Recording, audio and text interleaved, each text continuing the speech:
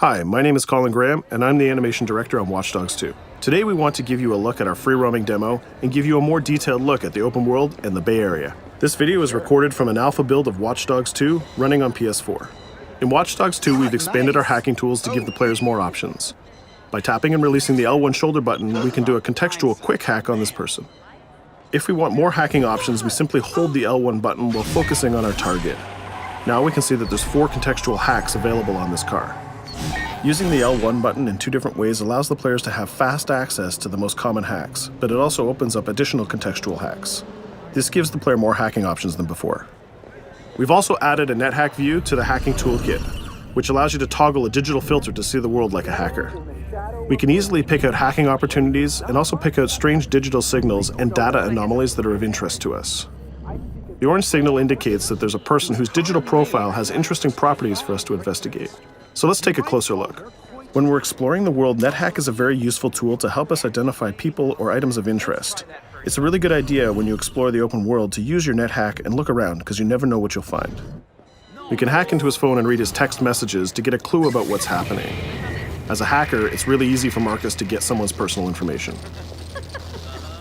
This guy's text messages indicate that he's experiencing strange behavior happening on his phone. He seems to think that it happens every time he comes to this exact area. Let's see what our DedSec teammates think about these strange signals. That felt like a rock star pose. Found something weird. Sweet. Get a picture. No, I mean, my MC catcher detector is going off. We really need to find a better name for that. Why? That's the technical name. My Stingray sniffer tells me somebody's leeching data off of people's phones below. Looks like the data's going to Coit Tower. See? Weird. Weird indeed. Marcus has detected that there's an illegal Stingray box deployed somewhere around Coit Tower. We now have access to a new DedSec operation, and we can track it with our DedSec app. You can do any operation you want in the order that you want, as long as you've discovered it and it's in your DedSec app. With the NetHack, we can see the Stingray box is deployed all the way on the top of Coit Tower. But since the tower is closed, we're going to have to find another way to reach it. You still have a little on your nose. In Watch Dogs 2, Marcus has some custom-built toys to play with, so we can just deploy our quadcopter and fly it to the top. Coit Tower is an iconic landmark known for its great view. From here, you can see the whole city is accessible. You can visit landmarks like Sutro Tower, you can explore Golden Gate Park, or take a drive across the bridge to Marin. You can sail the bay on a sailboat, or you can visit Alcatraz, or maybe take a selfie with the sea lions on Pier 39. You can also travel across the Bay Bridge to Oakland, or take the freeway south to Silicon Valley. You can also take your time and explore San Francisco's diverse neighborhoods like Chinatown, Castro, or even the Tenderloin. With the drone, we can easily hack into the Stingray box and track its source. This one is operated by Greystrom, who are illegally installing these boxes all across the city. The open world is full of opportunities like this DedSec operation. All you have to do is explore the environment using NetHack and the Profiler to find them all.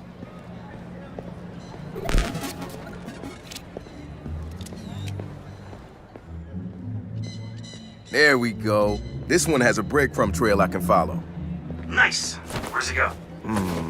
Looks like Greystrom set up a warehouse out by the piers. You wanna bet I can find some shady shit in there? Definitely some shady shit in there. We can open our smartphone and select the DedSec app to track this operation. We use the DedSec app to manage all of our activities in Watch Dogs. We can see the objectives on our map, and it's not very far, so we can drive there pretty quickly. The Noodle Map app can be used to locate different landmarks and areas of interest. The entire Bay Area is yours to explore from the very beginning of the game, so you don't need to unlock anything. There's also a shop on Pier 39 where we can customize Marcus's outfit, and there's some other open world activities we can check out along the way too. Let's take this car and head down to the waterfront. Cars are particularly vulnerable to a hacker like Marcus, and you can acquire a skill that allows you to simply unlock any car in the game with your phone. One of the biggest feedbacks we got from the fans after the first Watch Dogs game was about the driving. We've significantly improved the driving to make it more responsive and accessible to a wider number of players. Driving was reworked extensively with a team of experts from Ubisoft Reflections. This is a particularly important improvement because San Francisco is known for its steep hills and its tight winding streets. course, driving and hacking go hand in hand, and you can still hack steam pipes, traffic lights, and you can also hack individual vehicles. As you can see, it's much easier to drive through the city in Watch Dogs 2. Let's pull up here at iconic Pier 39 and take a quick look around. I am so proud of us for voting Miranda in. She's fantastic. Up ahead is a clothing store, so let's go give Marcus a new look. Each clothing store has the style of the people who live in that area, so as you travel around the world, you can start to build a wardrobe that's as diverse as San Francisco itself.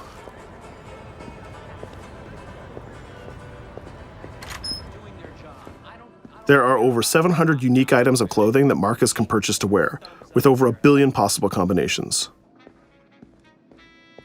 We can go into the fitting room menu and browse a selection of items found in the store. Let's start by switching up Marcus's jacket.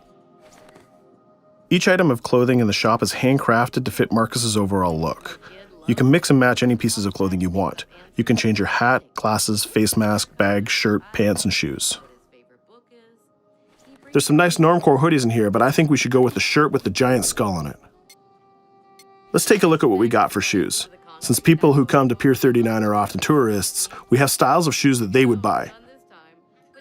We can go with these comfortable gator shoes or maybe some open-toe sandals. Or if you really want to make a statement, you can buy the awkward socks and sandals combo.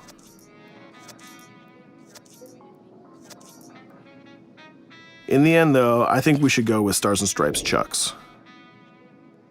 We could really stay here all day trying on clothes, and each store has a wide variety of clothing options, so you can really make Marcus look the way you want. From biker leather to hip-hop, from pinstripe suits to tie-dye tank tops, you can really craft the look that's unique to you. In Watch Dogs 2, you manage your activities from your smartphone. There's an app shop, a media player, the DedSec app, and a research app that allows you to develop new skills. Let's take a look in the app shop to find the ScoutX app. San Francisco is full of iconic landmarks, so as you explore the world, you'll find new ScoutX objectives in the app. Once we've installed it, we can find nearby landmarks and go check them out.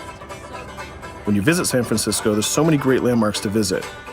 The ScoutX app will be like your tour guide in Watch Dogs 2. We're right near the crab statue on Pier 39, so let's go to that one right now.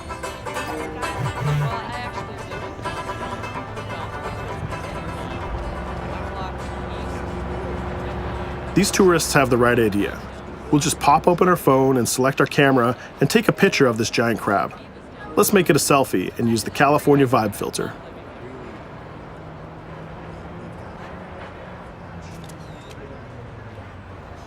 What's that? Uploading the photos to the ScoutX app will give you more followers, and you'll need those followers to progress through the game. So we had a look around and we bought some new clothes, but let's get back on track and head to that next pier, and we'll take care of that stolen data at the Greystrom site.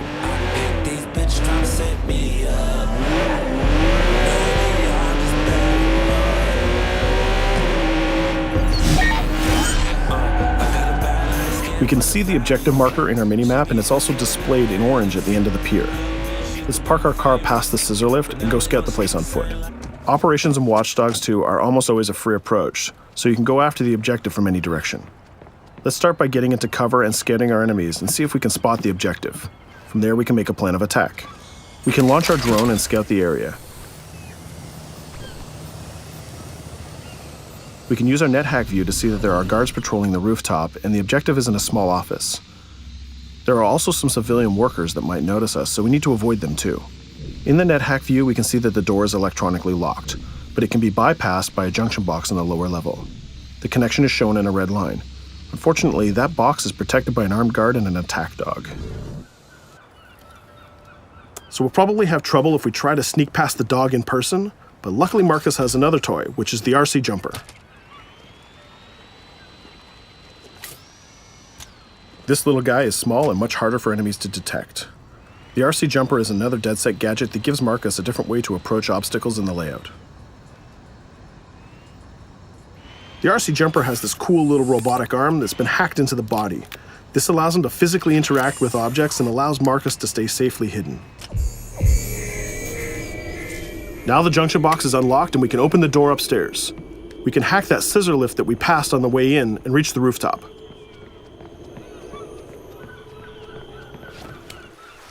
By hacking into the OS of the scissor lift, Marcus can take remote control of it. Not only can you raise it up and down, but you can actually drive it around anywhere you want in the world. This level of control gives players total freedom when dreaming up an approach to a mission.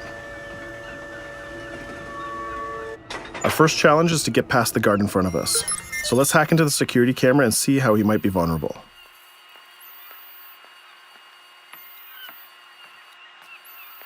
There's an industrial air conditioner unit that we can hack. We can set it to explode when the guard comes close, and we can hack it to attract the guard with a strange noise. The guard will go investigate the noise and walk straight into the trap we set. Shit. Does anyone know first aid?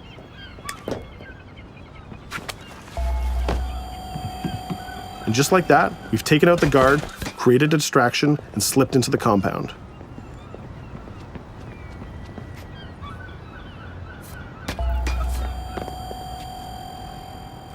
A more direct way to neutralize a guard is to use the non-lethal stun gun. Marcus has an array of non-lethal tools and techniques, and you can complete the entire game without actually killing a single enemy.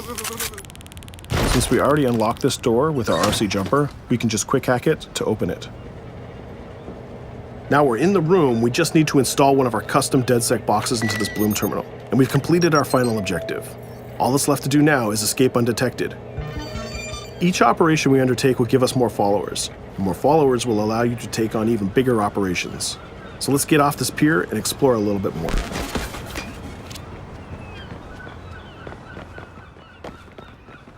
Tell me you fucked up their hardware? I left an expensive little present in their system, and they're going to pay for it. Damn, you sound like Jimmy Siska. Hell yeah!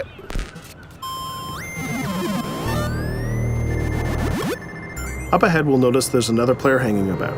He's easy to spot because of the purple icon and the gamer tag over his head. In Watch Dogs, your game session can be seamlessly merged, and you will often encounter other players exploring the world just like you. This guy looks really friendly. We have an opportunity to join up and form a co-op party, so let's send him an invite.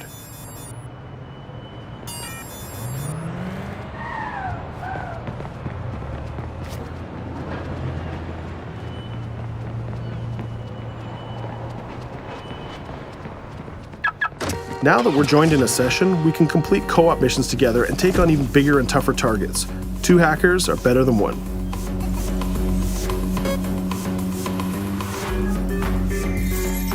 We're going to head across the bay to Prescott, which is in North Oakland, to infiltrate a gang lair. We can get there by driving across the Bay Bridge together.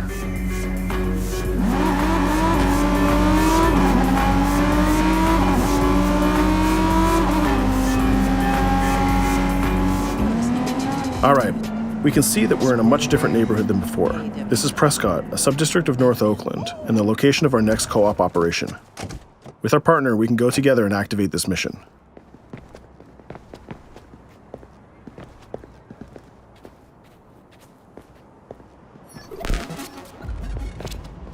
Marcus, we have operations popping up everywhere. Some of them are 2 hacker jobs. Where you need me? Sending you the coordinates. And Marcus, it works both ways. When you need help, fire off a call and we'll send someone your way for the assist.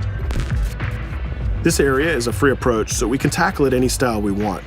Since we're now 2 hackers working together, we'll cover our partner from the sky and help him out with some well-timed hacks. We can distract this guard by hacking his phone, and our friend will take him down very stealthily. We'll continue to scout the area and find more lookouts, like this gang member on the rooftop. We can automatically tag them, and once they're tagged, both players can see them. Our partner is going to sneak up on the rooftop and take out this guard, and we can help him with some well-timed hacks. If we use a contextual hack on this transformer box, we can attract the guard. Our partner has an easy shot with his stun gun from that distance.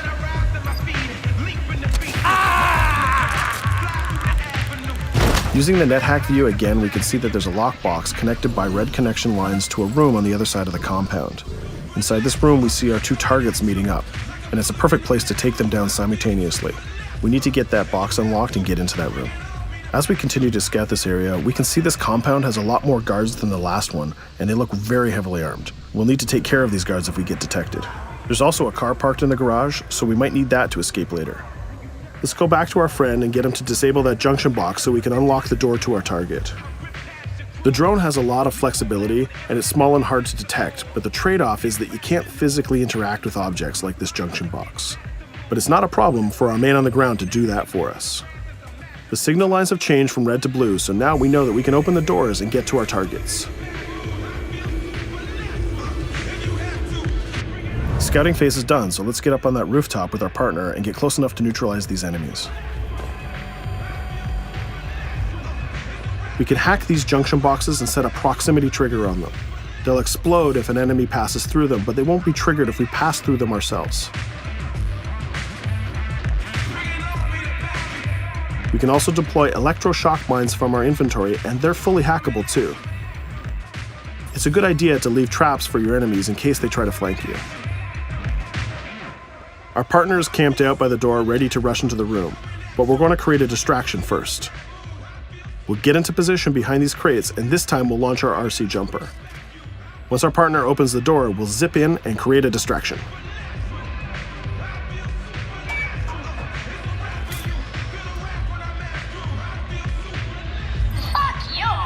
Our jumper has another feature too. It can launch foul-mouthed taunts and make people angry. Now's our chance. The gang leaders are distracted, so let's rush the room. This guy was pretty tough, but getting a thunderbolt to the face will ruin his day. Now we have his cell phone and all the evidence that we need. We just need to plan a way out of here. We can switch back to our quadcopter, which is hovering where we left it, and take a look at what's going on from the sky. We can see one of the guards is rushing up the stairs to help his boss, but our partner has that door covered with his DedSec rifle. There's another guard on the ground level who's alerted to our gunfire, so let's use a contextual hack on him. We've changed his profile to make a rival gang think that he's a police informant. The rival gang will come to this compound and take care of him for us. Things are heating up, so we're going to have to improvise a little bit. We can hack the car in the garage and reverse it away from the enemies so we can use it for our getaway. The rival gang just arrived and they've engaged in a gang war with the remaining guards. These guys aren't messing about, they're armed with grenades and body armor. We'll take some higher ground and use our DedSec 3D printed assault rifle to take them on. They're here somewhere. Find them. He lost us. Akko, we better leave it. There's still one guard left, so we can hack his headset, which leaves him vulnerable to a takedown.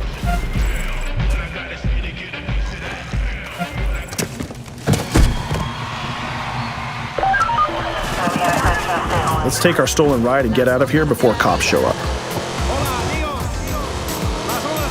And just like that, we're home free. We took down both gang leaders, we got the evidence we needed, and we triggered a gang war, and we escaped without getting killed. That's teamwork. 2 hackers and 1 successful DedSec operation. Let's take a minute to talk about a brand new multiplayer PvP event called Online Bounty. When the player commits a crime, the police will respond and pursue the player until he can escape from the police. We call that the felony system. While you're in the felony, a bounty event can occur. A bounty event allows up to 3 other online players to join the pursuit and try to kill the player for as long as the felony lasts.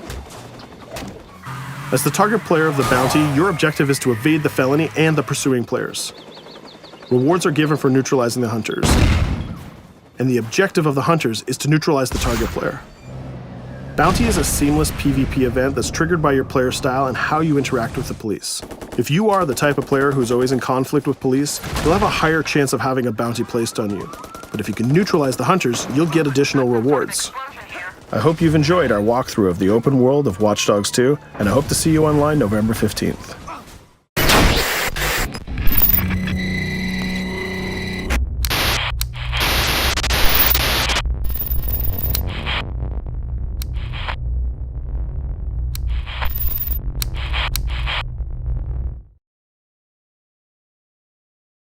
For the players.